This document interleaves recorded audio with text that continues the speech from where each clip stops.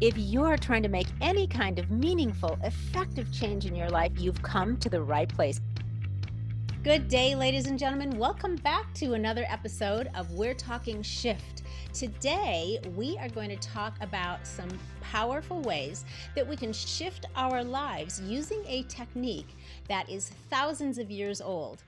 So it must have some merit if it has been around that long, right?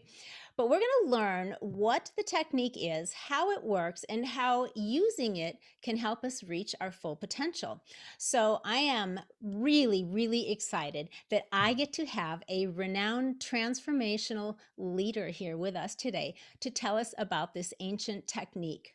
So, those of you who have watched The Secret, or perhaps you're students of Mind Valley, you're going to recognize her instantly. But for those of you who have not met her yet, let me tell you a little bit about my special guest today, Marie Diamond. Plus, I just love her name. I'm going to call her that through the whole show, Marie Diamond. That's what I'm going to do. That's why I'm going to do that, you guys, because that is such a pretty name. Okay, so Marie Diamond is a Feng Shui master and one of the world's top transformational leaders. She is a speaker and international bestseller and the creator of Diamond Feng Shui. Marie is a featured teacher and the only European star in the worldwide phenomenon, The Secret. She has worked with people across the globe, including many celebrities that you will recognize, such as Steven Spielberg, Jason Bateman, Mick Jagger, just to name a few. So let's welcome her on now. I am so excited for what she's going to share with you guys. I think you're going to love it. Marie, welcome to We're Talking Shift. Thank you so much, Loree. It's wonderful to be with you and wonderful with everyone that is watching or listening. Well, I'm delighted and I feel so honored to have you here because, as we were speaking about a few minutes ago, I know it is very late for you. You are in France, and so it's midday for us where I am on Mountain Time in the States. So I feel quite a lot of gratitude for you to stay up and hang out with us at this time. You're welcome. So, Marie, feng shui is something that I have been aware of for really for a long, long time, but I've never really had the ambition to dive into it. So I'm very much looking forward to learning more about this from you. I have heard you speak. I've been a Mind Valley student myself for several years now. So I'm very aware of what it's all about, but I don't know the intricacies. And I know that a lot of my listeners, this will be new to them as well. So I guess, the first thing before going into how you even ended up in this position, maybe just explain to everybody what feng shui is. Well, feng shui is what I call an ancient energy system, right? And so the words feng shui means wind and water. So it's really about the qi, the flow of energy in our environment. And so if you think about Chinese healing methods, you have acupuncture that looks at the flow of energy in your body. You have Tai Chi and Qigong that works about the energy flow of your body, but also around you. And so Feng Shui is really looking at how the energy flow is in the place where you live and sleep and work and do business. Mhm. So there is a flow of energy, and we call that wind or water. So think about when we breathe in, right? We have air coming in us, right? And we breathe out, right? So we know that the two key aspects for life is your breath and is water. If you cannot have air, you're within a few minutes, you're gone, right? When you don't have enough water, right, you dehydrate and you die too. So it's one of the two key points of life force that we need in our body. When you don't drink enough or you can't breathe, is a key. And so the Chinese feng shui masters, I always say probably they were first shamans that kind of looked at how nature was working, how energy was working, and they start first looking at like how was the influence of the wind. So we all know that when there's like too intense cold winds, we shiver and we go inside, right? And when there's this warm, nice breeze, we're kind of hanging out till late in the night and we're totally happy. So it is so that where your location of your space is, first they would look at the landscape and say, like, well, they would first make sure they would protect themselves from the northern and the eastern colder winds, Mm. because that is, if you would have doors or windows towards the east and the north, you get quicker sick. And especially thousands of years ago, feng shui was practiced first of all for longevity, for your health. It was not first focused towards your money or your career or your relationship. It was first about the health. Mm. Because if you would stay living longer, you could have children. And when there were children, they were taking care of you. That's kind of how the Chinese were thinking. Mm. And so when you have opening and landscape towards the south and towards the west, what most people still have, they have still today, the architects were kind of making sure the back of your house or your terrace would be towards, the south or towards the west, because you have the most sunshine, Mhm.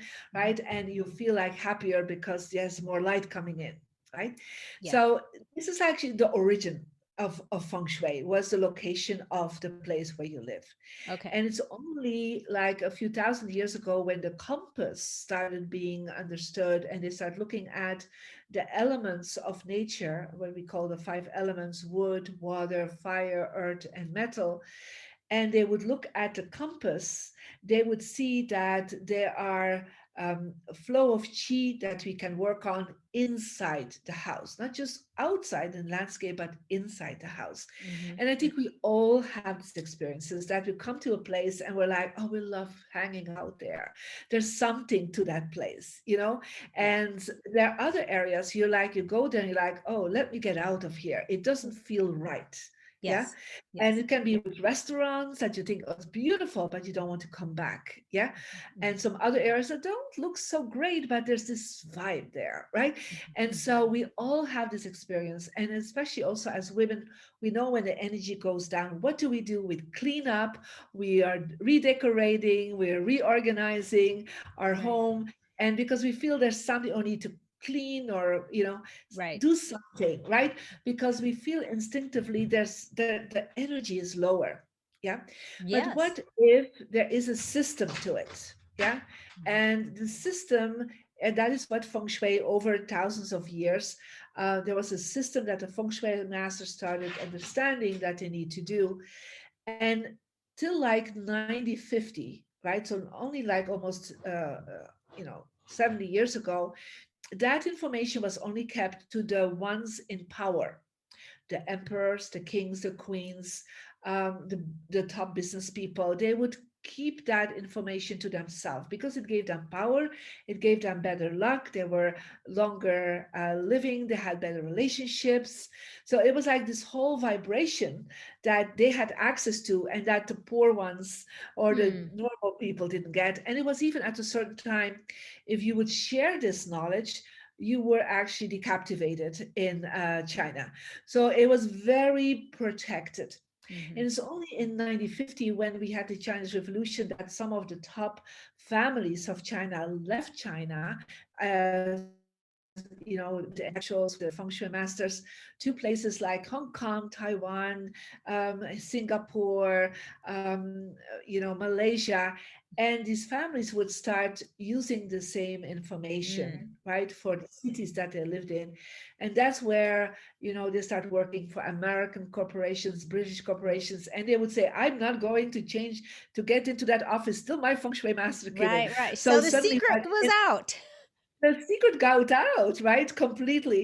And so when that happened, it's only like in the 1980s that first books in English came out. And I Mm-hmm. was actually at the first international conference in 1994 in London, where the first time the seven top grandmasters of the Chinese feng shui system were able to travel to London. And there were only at that time 100 people, 100 experts, and I was very lucky. I was one of the first there that had a conference to talk about that. Before that, it was so hidden. And Mm. now, I was just recently looking at a show on Netflix, and they were talking about feng shui in one of the series. So I was thinking, wow, this is getting really out there. So Yeah. this is kind of the story, what feng shui came really out in the world only like Okay. a few decennia. Yeah. So, all right. I want to ask you about obviously how you got into this whole thing. How did you go from where were you before you got into this and then how did that happen? And I'm going to imagine that this is probably your going rogue story. Well, it's definitely a going rogue story. So I am from Belgium originally, from a beautiful city called Bruges, the Venice of the North. And so I was 15 and I had a bad accident. A truck run over me, and I actually got killed. I had a near-death experience, and they revived me. And so after, getting back in my normal life, I asked my spiritual mentor that I already had at that time, I was like, what did I do wrong? What did I do wrong? Because I already knew the law of attraction. I was already meditating. I tried to be the best girl I could be. So my mindset was quite positive already at that time. And Mm-hmm. still I had this thing happening. And he said, Marie, you have bad feng shui. And I was like, what's that? Right? Never heard of it. He said, the place where you sleep is not positive for you. And I hated that bedroom, by the way. And my life was, I was very high, very good student, but I did not have any friends. I was bullied at school, beaten up sometimes. And Mm. so I changed to another room and started doing some basic practical feng shui tips. And what happened was that within, a month, these bullies became my friends, and things just start shifting, like a real interesting shift. And so I kept practicing this information. And after that accident, I also got a very clear vision on what I wanted to do in the world. And it was very clear I was here to enlighten 500 million people and more. That was like the vision I got when I Wow. was on the other side. So I That's thought quite a like, how vision. it's quite a vision, right? It's quite a And vision, Marie Diamond. so I was like, okay, how do I do that? Right. So I thought, like, well, if I become a politician or a diplomat, perhaps I can reach millions of people. So I became a lawyer and started working for the international community, Belgian, European. And so at a certain point, I was like, this is not exactly what I'm doing here. After 5 years working with politicians, I kind of had enough, to be honest. And so I started thinking, and I was already consulting some of the politicians. I was teaching them sometimes practical tips on meditation, on feng shui, and I started a consulting company. And in that consulting company was totally focused on changing the energy, creating enlightenment, teaching meditation. And my first clients were the politicians, actually, I had been working with. But I started seeing that I needed to give them more and more feng shui tips. Yeah. Yeah. Because I started seeing that, their mindset could not change if their environment was not supporting them. And so I remember within a year, I actually was doing the feng shui of the Prime Minister of Belgium. So it was really interesting how very quickly that people were like, "Oh, this is so practical, right?"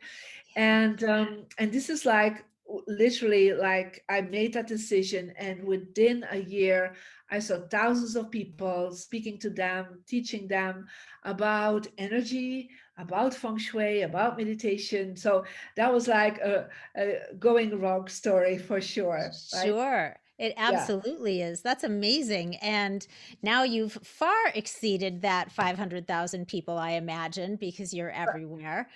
And and Yeah, well, I it was actually 500 million. or And 500. so so I actually, I would say I definitely even reached that because, I then at a certain point, I made decision to go to live in America, Mhm. and I got in the movie The Secret. And I would say, The Secret and All the interviews and all the documentaries that came from it, we definitely have exceeded more than 500 million people. Yeah. Oh, I can imagine.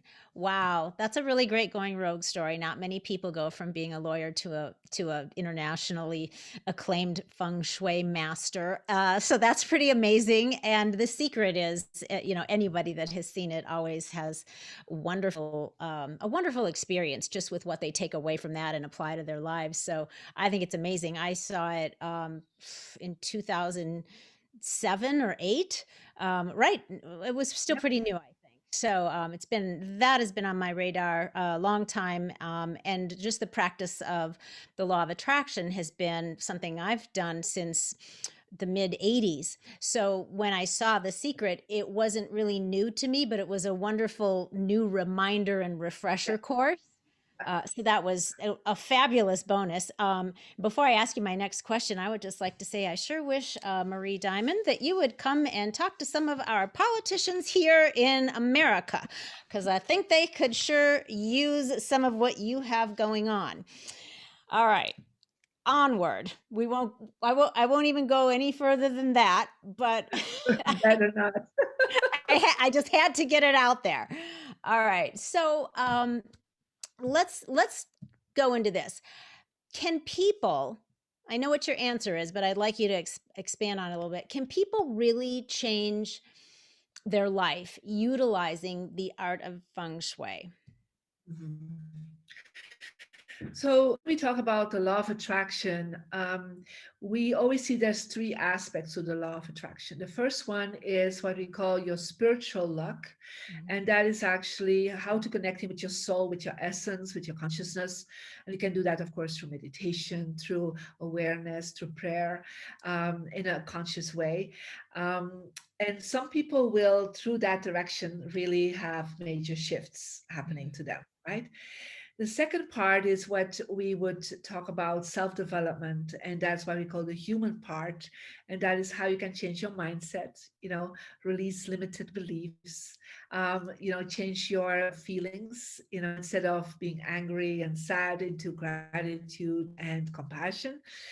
You can also do positive actions instead of taking negative steps in your life. So that's the human design that in self development we speak about.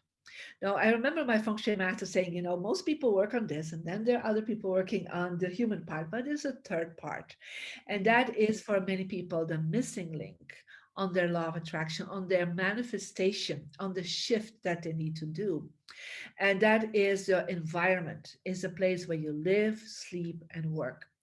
And so when we start using some very practical things there, what happens is you create like a foundation so that in that place that you live and sleep and work, it's like your mindset will become more positive, you will feel better, you'll be more in harmony, and ultimately you will also change your spiritual destiny.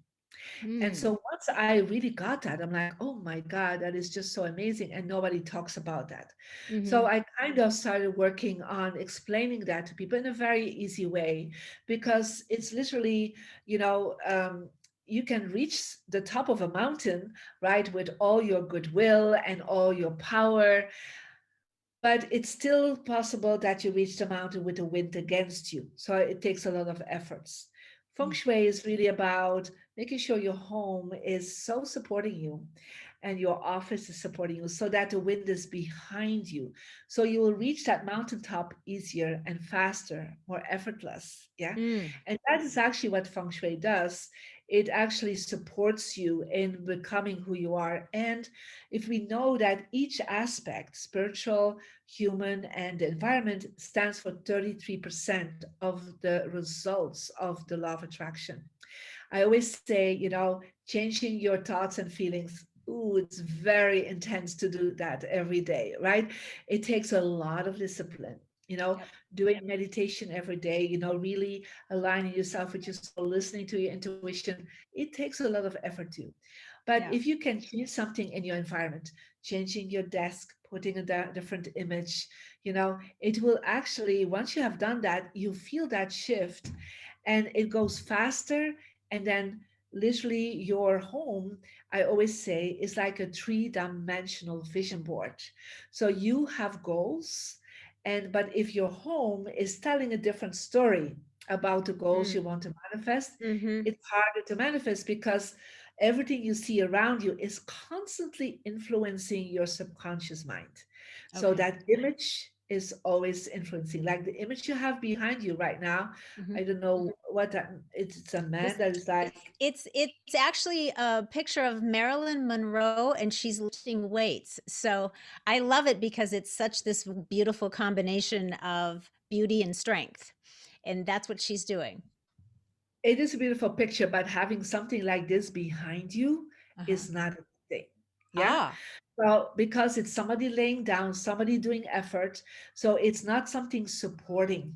Yeah. It's not Oh. like a human being supporting you. So that think about my image, it's a Yeah. mountain. Yeah. Okay. So I am supported by a mountain. You know, Mm. Marilyn Monroe, as wonderful she was as an actress, was not a very strong person, True. strong person, right? So, and Yes. perhaps working out to get better. But the problem is she is not supporting your life. Yeah. First of all, she's dead, right? She Right. is dead. Good point, Marie Diamond. She is dead. Right. And it's not like a force of nature, Mm, I right? get it. I knew you were going to have something to say about that picture. I just didn't know what it was, but I thought, okay, after hearing Marie Diamond speak, I know she's going to say something. I don't know what it's going to be, but I'm going to be open to receiving it and I am going to make an adjustment. So, and actually, just to my right are my windows that look out over mountains. So, maybe I'll make a little shift. But so do you think that I should move Marilyn somewhere else or just hide her altogether? Well, to be honest, I would never put her in my office. Yeah. Okay. Yeah, I wouldn't do that because first of all, Mm. I don't think you're an actress. No, I Yeah, am not. that's not your job. That's not your No, task, your vision, your mission, right? correct. So if I have actors out, but they are clients of mine. Yeah, Yeah. so that is something you can do. But I always suggest people, in an office, never put images out from people that have passed on, especially in a very difficult way. Yeah, Mm. and she has, right? Yes. Yes, So true. if, think about that, right? So your subconscious knows that, yeah. So you Right. have to be careful about that. If you put people out from that have passed on, but perhaps they are saints and masters, in their field, very famous, and their legacy keeps living on, Mm-hmm. beyond, but it's a positive, Okay. you know then I would suggest, and it's connected with who you are, right? Mm-hmm. For example, if you would say, "Oh, I put a picture of Einstein there," okay, he has passed on, but my God, his legacy is amazing, Yes. right? Yes. So, I'm just giving you a difference between Marilyn Monroe and Einstein. No, I love it. And I love Einstein. I have books on him and I have a quote of his on my desk. So I I love the comparison and I'm like I feel like I just got this an amazing little nugget of wisdom from you. So I'm going to be making a change, and Marilyn's going to have to be relocated then because all I was thinking about was what I interpreted as this combination of beauty and strength, but I didn't even go to all of the other things that you just said that are really obvious, but I didn't see it. So it makes a lot of sense. Thank you. Well, just think about is that everything has a story, right? Mhm. Or expresses a story. And your question is always, is that the story I want to live? Mm, Yeah. Is right. that the story I want in my home? Because you want to manifest your goals. Well, your home is here to be the foundation and the support to create that exactly. And so everything around you can be your support or can block you, right? And so that is why sometimes people feel like there's like magic happening when they start doing feng shui, because like suddenly blockages that were there for a long time suddenly are unblocked and they're like, Mm, wow, and I get this phone call and I get this situation happening. And so like there's this flow coming back, right? mhm. So Yeah. it's like your home can be a dam, Right, right. stopping the flow of the river. And you never want that in your home. Yeah. Right. No. And so, and I try to, our home is fairly open, which I love. But yeah, something like that that could like stop the flow, or by making these changes, you can sort of remove energetic resistance that you weren't aware was there. Correct. Yes, that is for sure. And so there are many steps that you can do about that, but Okay. I'm sure we will address them. Yes. Yeah. No, that was amazing. Thank you. All right. So, uh, so what would you say would be just some maybe general ideas that you could give to our listeners about just some basic things that they could change in their main environments, maybe their living room, bedroom, the place where they spend the most time. I mean, some people spend a lot of time in their kitchens, but some spend none. So I don't know if that's very easy to address, but if you could give people maybe a few tips on that, and maybe address the biggest, most common mistakes that they make. Mm. Well, the three important places that I always first want you to look at for the feng shui is your living room, because that's important for your social life, your bedroom, that's important for your romantic life, Mm, and your workspace, because that's important for your professional life. Yeah. mhm, So these are the three areas. And indeed, if people say, I spend a lot of time in bathroom and my kitchen, I'm always saying, well, I don't know if that's really the right thing to do, right? mm, So let's just focus on the things where there needs to be good energy. mhm. And so the first step I always ask people to do is wherever they are sitting down. So if that's in your workspace, if that's in your dining room or your sofa, is that you always see the door. When you see the door, you actually have control over your environment. Think Mhm. about a king, a queen, a CEO, right? An emperor. They will always position themselves in such a way, like on a throne, that they are supported by a back, by the wall or a baldachin, something strong, Yeah. and they will have space in front of them, and they will see the people coming in. Mm. Once you do that, something shifts in your brain waves actually. So when you do that, you go from what we call beta brain waves into alpha. When we go into alpha state, we are open and optimistic and energetic, and we think outside of the box. So our creativity goes up. Mm. So when you're with your back to the door, what happens, your brain within 3 seconds, and we've done many tests about that, goes into beta brainwaves. That means you close off because you don't see what's going on behind your back. Yeah. Yeah. Yeah. And so you're like seeing more the problems and the worries and the fear than seeing solutions. Especially if on top of it, your desk is facing the wall.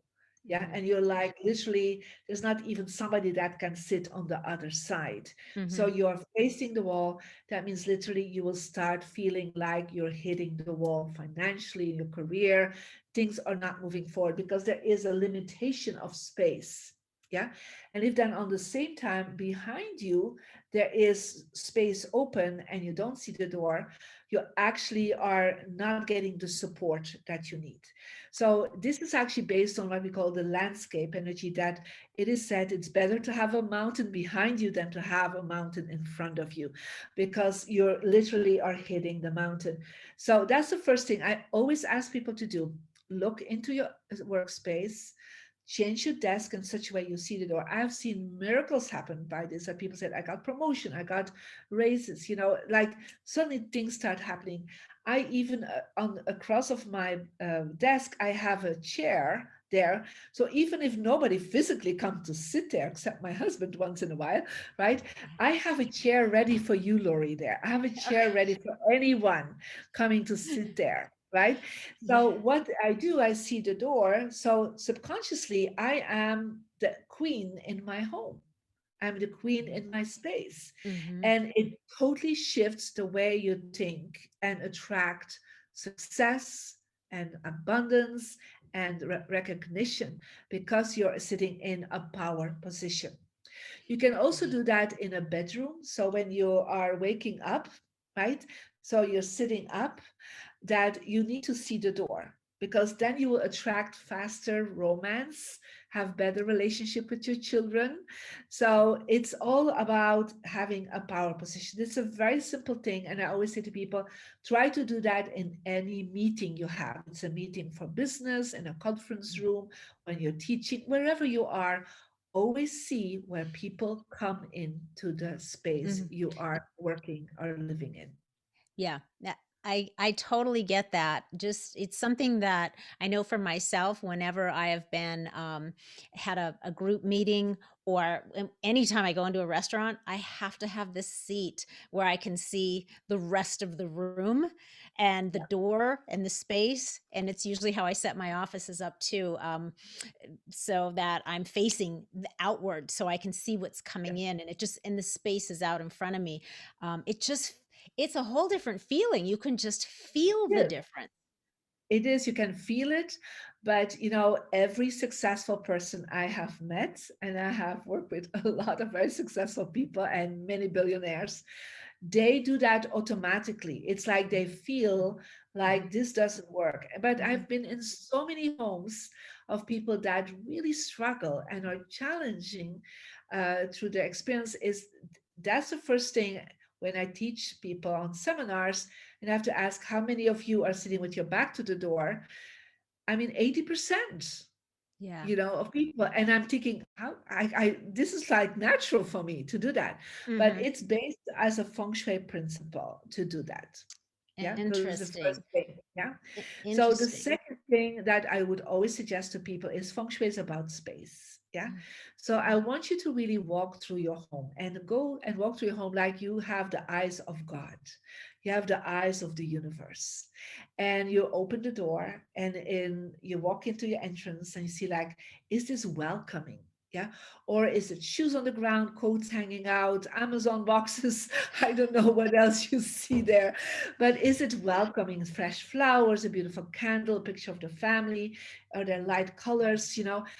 Make sure the entrance, what we call the mouth of chi, it's the place where money comes in. So mhm. think about, does money like what it sees when you walk in, right? Yeah. Would God like it, right? Right. So, and then walk around in your house, in your living room, how is that set up? What are the images? Go into your workspace, go into your bedroom. You want romance, but they're all images of single men or single women hanging out. You're Mhm. actually saying to the universe, I'm okay by being single, right? Mm. So it's just, you have to think, these are the messages, these are the stories that you've been telling yourself. And I don't know what is the first, it's sometimes the chicken or the egg, right? It's like, do I feel single and I put all the single images up? Or do I feel starting being single because the images are up? It doesn't matter. It's a continuing conversation between you and your environment. And so that's becoming aware of it, Mhm. like, Mhm. is that what you want? That's the question you ask yourself. Is this what I want in my life? Yeah. Mhm. Is this Yeah. image, is this things, is that set up this way? And the third step, very practical, is, like I said, it's about space, but it's also to declutter the space. Yeah. Is Mhm. to making sure there is really space around everything. There's space on your desk when you work, there's space on the cabinets, there's space in your closets. So the moment you create space, you actually create space in your mind. When you create space in your mind, there's space for new things to come, new people to come, new ideas, new opportunities, right? And so Yes. as you let that go, that too much of stuff that you have, the universe is like, oh, she's ready for something new, and new Mhm. things start coming in. Mm. Yeah, I agree with that too. I don't function at all at my best if there is any kind of clutter around me. I'm definitely a everything in its place and lots of space kind of gal. And it's very hard for me to focus my energy on the task at hand if there's clutter and disarray. I have to get rid of that first, and then I feel like I can breathe and focus on what I'm focused on. But I mean, I don't know. I know some people that seem to just flourish with uh, stuff everywhere. I don't know how they do it, but that is just makes me just go. I catch my breath. So, but who knows? Maybe how much more um, successful or how much more they would achieve if they didn't have that around. Yeah, I have to be honest. First of all, it really affects your health. Yeah, Hmm. when you have this clutter around you. And they have done a lot of tests in the Chinese universities on this. And literally, when you are cleaning something up, you are opening something in yourself. You Hmm. know, just looking at clutter all the time. Perhaps people can't get things done, but if you really would listen to how they feel about it, they will be moody, they will feel depressed. I mean, literally, they are not the most happy campers, to be honest, when you're living in clutter. Yeah. Hmm. No, I know that to be true just from a few past clients that I've worked with, and a couple that I had the well, we decided to do some sessions at their home, and wow, the environment was an exact reflection on what was going on up here. I mean, if I had to have painted a picture or drawn a picture of what I thought their environment looked like based on what our sessions were about and what was going on in their life, it would have been probably just like what I saw. Only what I saw, I think, was even more overwhelming, shall we say? But But it was an exact match. it's a chaos around you, it's chaos inside of you. Yeah. Yeah, so right about that. What about colors? What about the colors in our environment? Does that play into the whole I'm sure it does because I know colors have an energy. So how does that fit with feng shui? So yeah, so there are what we call five elements. So for example, the element fire, right? So think about reds and hot pinks and violets, right? I always suggest to people not to have too many of that in your bedroom because the bedroom needs to be yin, needs to be calm. So it's better to work with earth colors there, like beiges, browns, yellows, Mm. pinks, Hmm. so Soft. something soft, right? Mm. Or metal colors. Metal Mhm. colors are like white, silver, golds. Yeah. Mm. So fire is something we will use in more places where we need to be more optimistic and have more energy, like let's say a dining room or a living room. But in the bedroom, we always calm things down. Yeah. You can put Okay. a few things of fire, like a little candle or something, but not like a red wall or red covers. That Okay. always creates health issues and Mm. an unwell-being for people. Mm. Then we have watercolors, so it's like blues, all kinds of blues and black. That is also a color I try to avoid in a bedroom because it creates too much emotions. Yeah, when people Mm. have a blue bedroom, they get quickly depressed, um, quickly, especially in a bedroom. But hey, they're great in places where you work. Yeah, Mm. because Okay. water stands for money. And so you can definitely work with blues in places where there's a lot of activity. Yeah. And Yes. we also have wood, so warm greens, warm browns.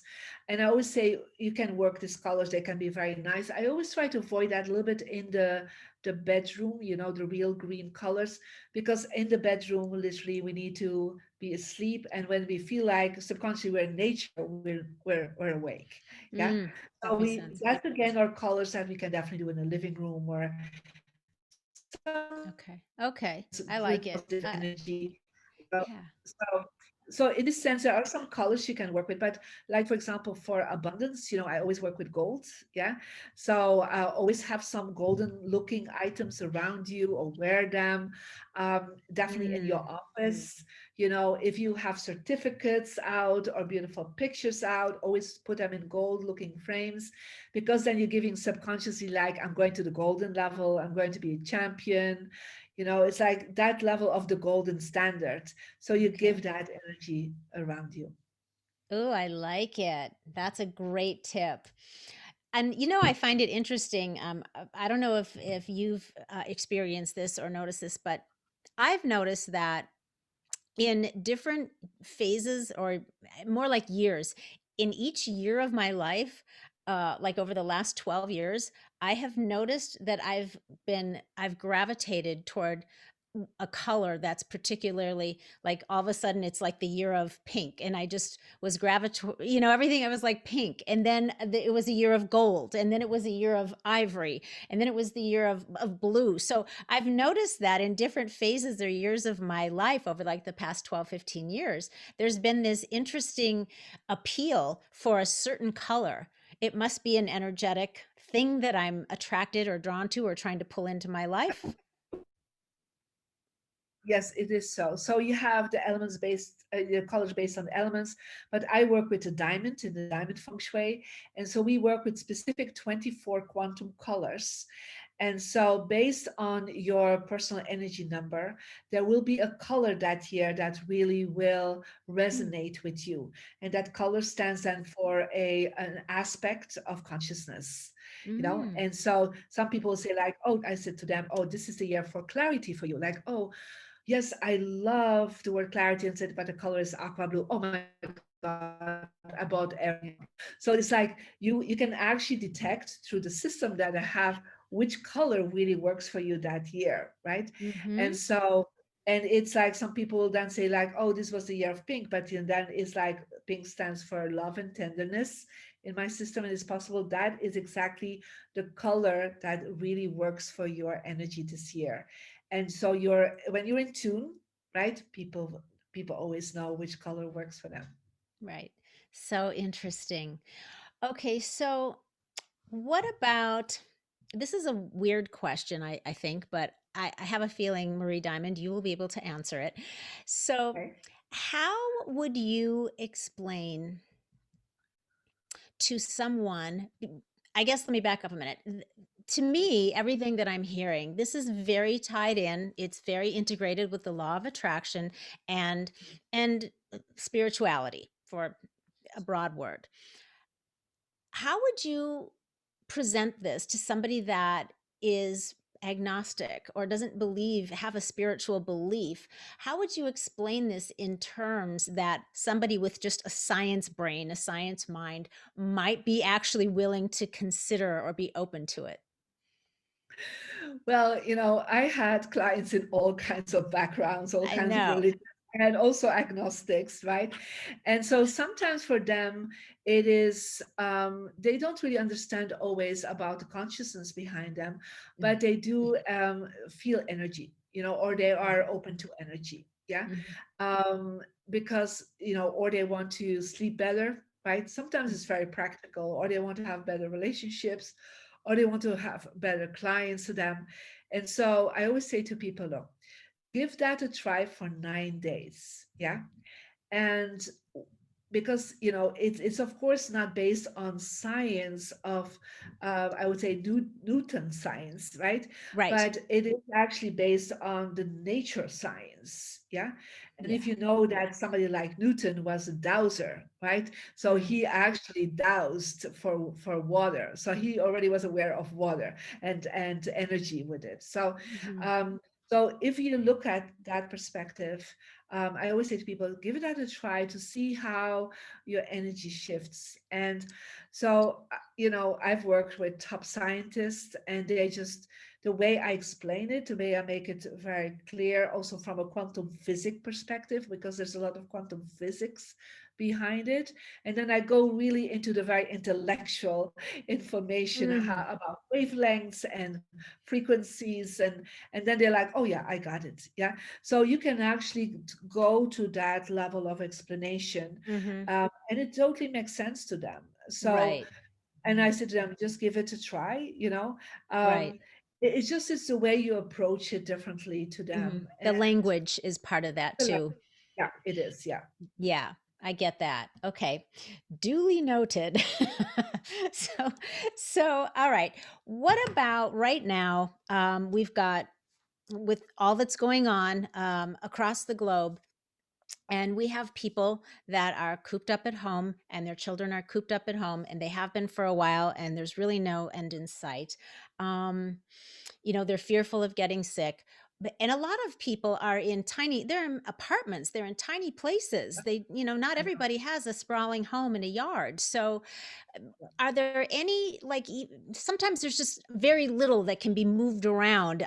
What kind of tips or suggestions can we maybe give to parents, people with children that are in a small space, to just maybe a few little things that they could do that might help just open up some energy and bring a little more harmony into this crazy time?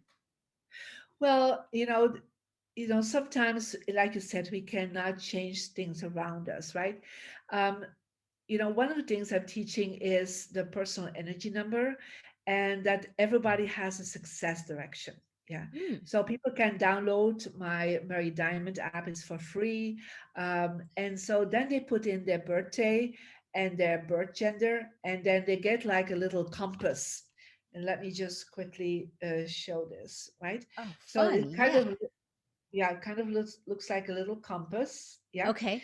And so people then, let me just do that for you. Let's make it very easy if you want to share your birthday with me. Okay. My birthday is July 4th, Oh, 1961. 61. Okay, listeners, Okay. everybody stop doing math right now. Yes, of course. Yes. So you Okay. are what we call energy number 3. Okay. I don't know if I can hold it perfectly. Yeah. And so, energy number 3, you are what we call the bringer of light. So, you want to always bring light to people's life. Yeah. But the main thing is your success direction. So, your success direction is south. See that? Yeah. Uh-huh. South. So, what you Okay. do, people take their compass and stand in the center of a room, the center for your child. It will be the center of their bedroom. For your office, you will be the center of your office. And you're going to, for you, it will be south. For somebody else, could be southeast or northeast or o- east or west, Okay. depending on the birthday. And then you hold the compass, yeah, and you look what is in the south. So the south is kind of here behind me in my room. I don't know Okay. where it is for you. And the Okay. first thing you do is you going to check out what is there, and let go of all the clutter, all the things you feel has nothing to do with success. And then Mm. you can put images of success. You Mm. can put books of success or products or services or your business cards. I mean, whatever you like. Or for children, it can be a paint, their newest painting, right? Okay. So, or the bookcase with the books of school. I mean, whatever it is, right? Okay. And then they also have a relationship direction. And so yours is southeast. Yeah. So because people are so much so together, they need to really start honoring their relationship. So look at your relationship direction. You Mm. can do that in your bedroom or in the living room, in your office too, but then you will focus more on professional relationships. Mm-hmm. And Okay. so you're going to put like picture up from the family working together, right? You're Uh-huh. going to make sure you remove anything that creates disharmony Mm. about relationship. Like in the children's room, you will not put images up from Star Wars, for example, and Okay. Mm-hmm. cars or something about the family and working together. And so these are Okay. like very simple things people can. Mm-hmm. Everybody can do that. But Okay. especially when you're a lot together, you also need to change the smell in the house. Very important. Ah. Yeah. Okay. So it's not just a visual, right? It's also the smell. So there are Mm. several smells that really makes people feel calmer, yeah, and more in harmony. So in the living room, you can put a vanilla candle, right? Or Okay. like a candle smells like cookies or Mm. cinnamon, for example, right? Mm-hmm. So something warm and calming. And so people will make less conflict when they have that kind of smell. Mm. In a bedroom, when you have a lot of stress, and you have to wake up and it's like, oh, will I want to wake up again the next day? Put lavender. Yeah. So put some lavender essential oil like on your pillows, left and right of your head. Mm-hmm. You actually will clear out your mind easier. You will sleep better. And in the morning, you wake up with much more feeling of brightness and optimism. Yeah. Yeah. So these are like this is one of the things I suggest. And then the audio, right? So too many times people have constantly something on. If that's radio, music, television is on the whole day. We already are listening all the time in meetings. Make sure there is at least a half hour a day, some silence in the Mm-hmm. house.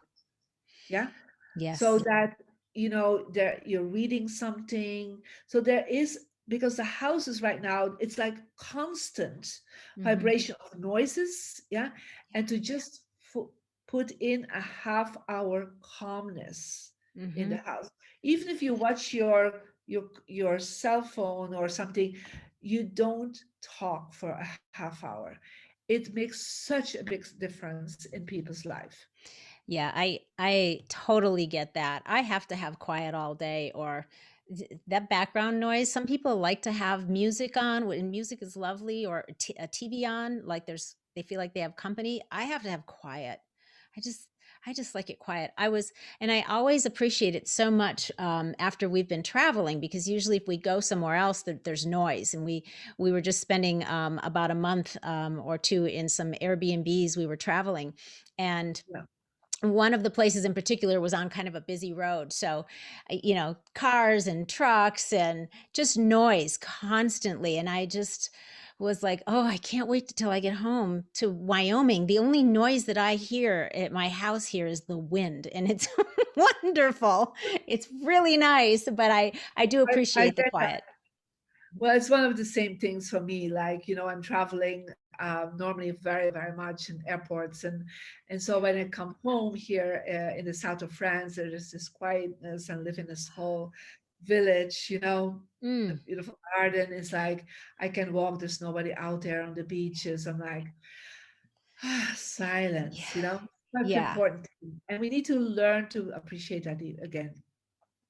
I know. I agree, and I've noticed too that a lot of in my past experience, families that I have worked with or been at their homes that have a lot of stress and disharmony. There's just always noise going on. There's just Yeah. always music and TVs and just noise, and it seems like that noise is so disruptive to being able to promote any kind of flow and harmony in the household. It makes a difference. It's really obvious when you see the It difference. is.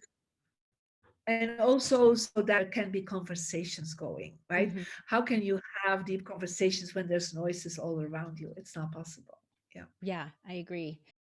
Well, Marie, we're coming to the end, but I think I recall you saying you had more than one going rogue story. So I would love it if before we sign off, you share your other story with us. Yeah, of course. So I was an established teacher already in Belgium and in Europe, and I just had bought a 7 bedroom villa with a huge park around it. So I was like, wow, the amazing. Saw thousands of people every month teaching. And so I was already starting to work in America and just really building up very slowly 10, 20 people in the seminar. And one morning I woke up with a very clear voice in my head. You have to move here in 3 weeks. And so I called my husband and I said, start packing. We're moving in 3 weeks to America. And he's like, he always wanted to come to America. So that was not a point for him. He's like, but we just bought this big house. I don't care. We need to move. So I came home from San Francisco at that time and came back to my hometown. And we packed, and literally with 7 suitcases, my youngest son, the oldest, did not want to come right away. So we're going for 3 months. We'll see. Right. And the dog. So we just got on the airplane, and I arrived, and I already had signed with somebody like a lease for 3 months, right? And I arrived, and that house was totally empty. And when I came to the airport, 7 of my students had come to welcome us, and they said, we're so happy to have you here. We know you will stay for a long time. And so literally, I went to the home, and they had gone through all their garages, and they had totally furnished the complete house for Oh, me. Beds, office, fax, computer, television, towels, wow. anything you can imagine. I came into a house that was fully furnished, Oh, literally, 3 weeks later. wow. And so that was really interesting because within 2 weeks, I met as one of my new students, Marcy Shimoff, who was actually the Mm. one that introduced me to Jack Canfield, Bob Proctor, Oh, John Gray, and they all became my clients. mm, And then Jack brought me into the Transformation Leadership Council, got into The Secret.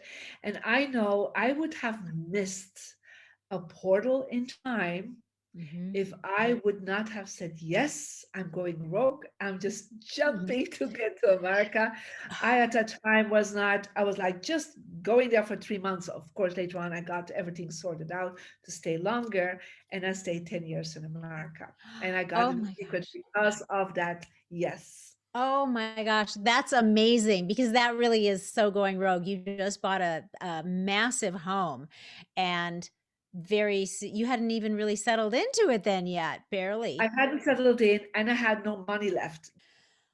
That's an amazing story, Marie, and I'm so glad that you followed your intuition and you came back here and well, the rest is history so far. That's fantastic. I would love for you to go ahead and share where everyone can find out more about you and your services before I let you go. Of course. So you can go to mariediamond.com. There is a bar there that says get your free energy report. So then you can start right away, very practical, doing some feng shui for success and health and relationship together with your Mary Diamond app that is all for free. And please go to YouTube. We have a wonderful channel with amazing videos where you get a lot of extra information.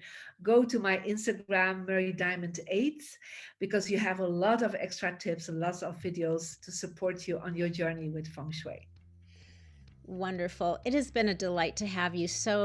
I'm so grateful. Thank you for the time and all of the wonderful, amazing information that you shared with everyone today, Marie. So, everyone, if you found value in what you heard here today, please don't be greedy. Share it with everybody that you know. Let's spread the good shift around. Give us a 5-star rating and give us a review too. Those reviews help inspire other people to listen to all of the good stuff being shared here. And make sure to subscribe if you haven't already so that you don't miss any future episodes. Until next week, stay feisty, my friends. Stay healthy. Can we say this, Marie? Stay shwayed. Can we say stay shwayed? Does that make sense? You can say anything you want, but thank you so much, Loree, for having me and being with all of you.